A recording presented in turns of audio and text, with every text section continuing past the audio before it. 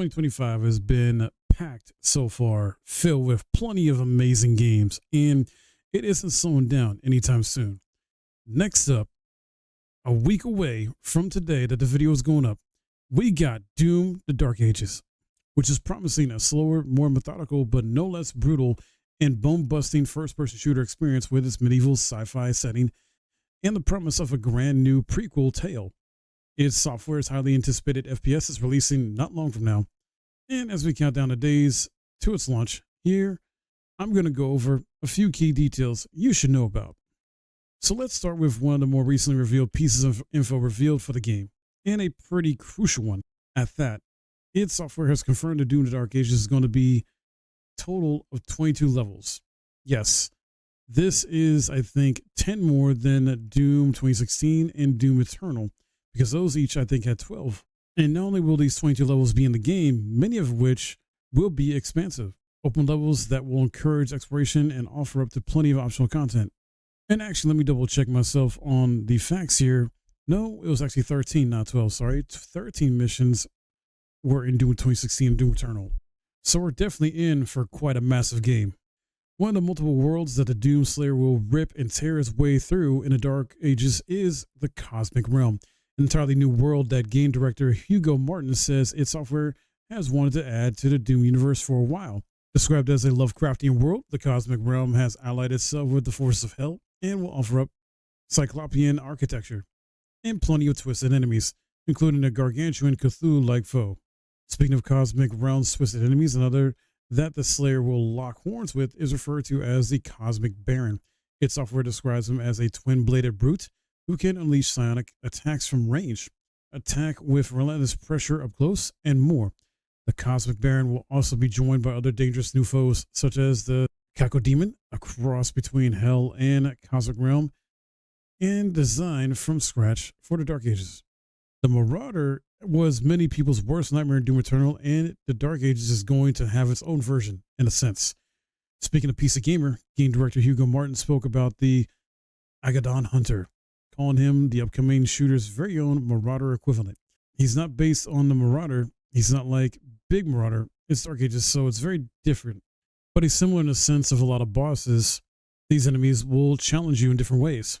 It's all about pushing, parrying, dodging, and weaving between projectiles. In addition to the roster of enemies, new enemies that is, Doom: The Dark Ages will also tout plenty of new weapons for players to use. In fact, many of the returning weapons from previous games are also going to feel almost entirely different. Hugo Martin says, I think only the shotguns are the same. The plasma is so different, so the rest are brand new. That was by design, really making sure that we're giving you new tools to master. You gotta have your classics though, right? It's a Doom game. You gotta have the plasma rifle, you gotta have the shotguns, but then what else can we make?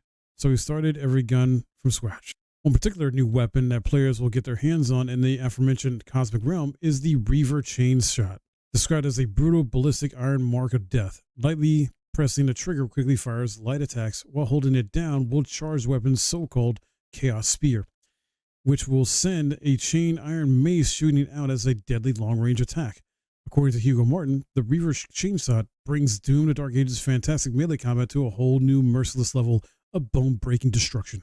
Doom does gore and violence better than almost any other game out there. And sure enough, id Software is looking to continue kicking things up a notch in that department with the Dark Ages.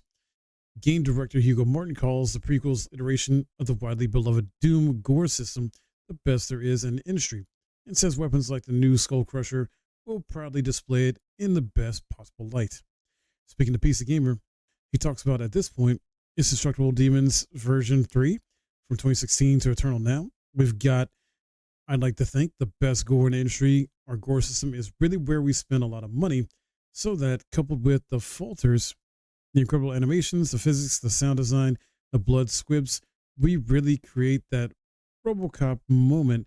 It feels so good with Skull Crusher because you'll run up to a bunch of fodder and you're just holding them in place as their limbs come off and their bodies shake and they drop until you let go of the trigger. Doom: The Dark Ages is a first-person shooter, of course, just like its predecessors, though the game does also have a vast amount of melee options available. There's a new flail, the shield saw, an electrified gauntlet, and other new weapons such as the aforementioned Reaver Chainshot. In fact, finishing the entire game with just melee weapons could be possible.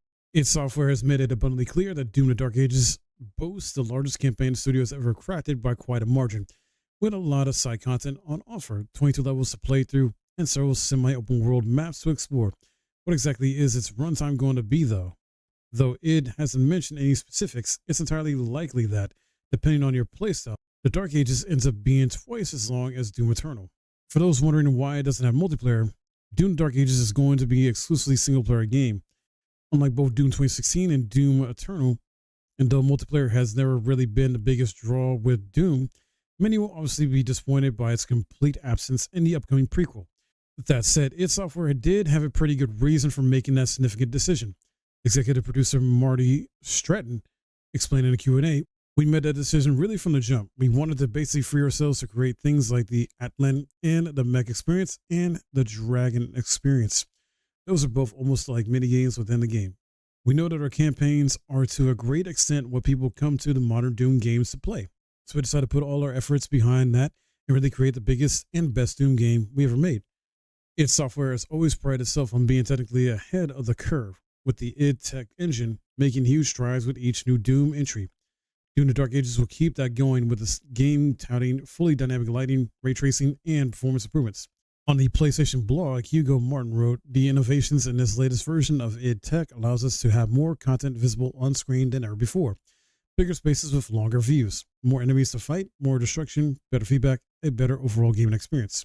Doom: The Dark Ages is pausing a series' ongoing story in order to wind the clock back and tell a prequel story set a good bit of time before Doom 2016. And it might not be the last game to do that." When asked in a PC Gamer interview if The Dark Ages will end with the Doomslayer getting sealed in a sarcophagus, which is how we find him at the beginning of 2016, Martin confirmed that that won't be the case and suggested that The Dark Ages ending will leave the door open for more medieval fantasy prequels following up on it directly. Hugo Martin says, "Not yet. I mean, that would end The Dark Ages, the medieval chapter of the Doom saga. This is kind of like the Chronicles of the Slayer. So if we took it all the way to that point, then that would mean that we couldn't tell any more medieval stories. I'm not announcing projects or anything other than to just say it's better to leave it open." Doom: Dark Ages is currently officially announced only for Xbox Series XS, PC, and PS5, but there's a good chance that it ends up coming to Nintendo Switch 2 as well. For starters, there's the fact that Doom 2016 and Doom Eternal both eventually wound up on the Nintendo Switch. So clearly, there's an established audience for id Software shooters on Nintendo's platform. Like Doom Eternal before it, single-player post-launch content is also planned for Doom: The Dark Ages. Little is known about the expansion just yet. We don't know what it'll be called, how it'll be added to the base game story, how expansive it'll be, or even when it'll come out. We do know, however, that it is in the works. And lastly, I want to talk about the different editions here. You got the standard edition, which is the base game, and you get a Void Doom Slayer skin pre-order bonus.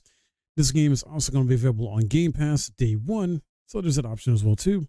Then there is the $100 premium edition, which includes the base game and the Void Doom Slayer skin pre-order bonus. You get up to 2 days early access, campaign DLC, digital art book and soundtrack, and Divinity skin pack.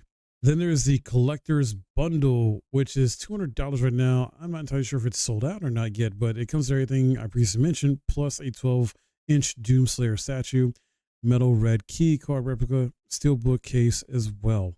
But if you're looking to save a bit of money, at least if you're on PC anyway, and you don't want to play through Game Pass, you want to actually own the game, well, it is a bit cheaper on CD Keys. I'm partnering with them, and there's a link in the description below if you want to go that route and get it that way and support me at the same time.